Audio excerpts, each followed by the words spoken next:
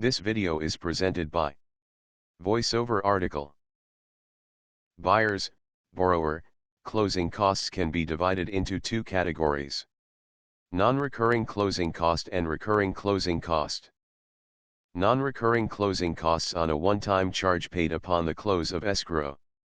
Recruiting closing costs are peeping items that the buyer pays advance to help offset expenses that will continue as long as the butt only to property.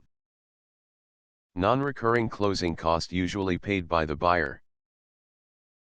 1. Loan ordination fee. A fee charged by a lender to cover the expenses of processing a loan. The fee is usually coded as a percentage of the loan amount. 2. Appraisal fee.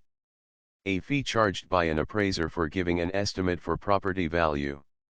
The fee for simple appraisal will vary throughout the state, with $350 or more being a typical charge for a single-family residence.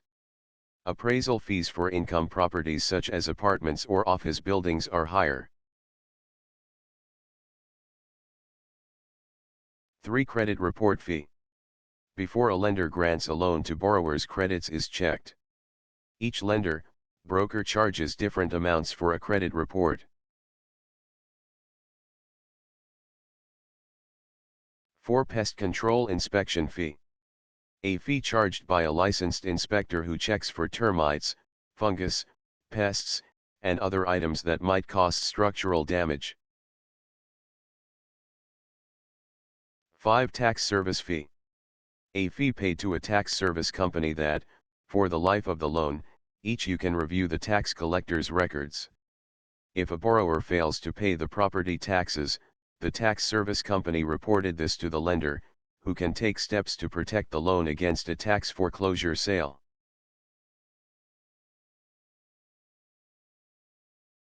6. Recording fees. This covers the cost of recording the deed of trust, and other buyer-related documents. 7. Notary fees. Signatures on documents to be recorded must be notarized. 8. Assumption fee. A fee paid to a lender if the buyer assumes the loan, that is, buyer agrees to take over and continue to pay the seller's existing loan.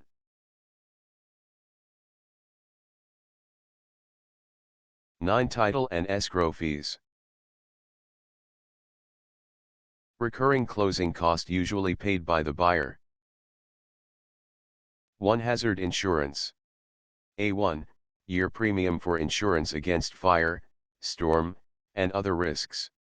The minimum coverage is the amount of the real estate loan, but buyers are advised to purchase a great amounts if they make large down payment toward the purchase price.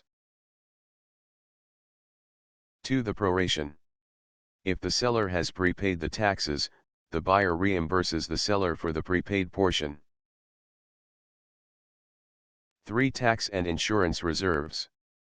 This is also known as an impound account or trust account. If a borrower's monthly loan payment is to include taxes and insurance, as well as principal and interest, the lender that sets up a reserve account.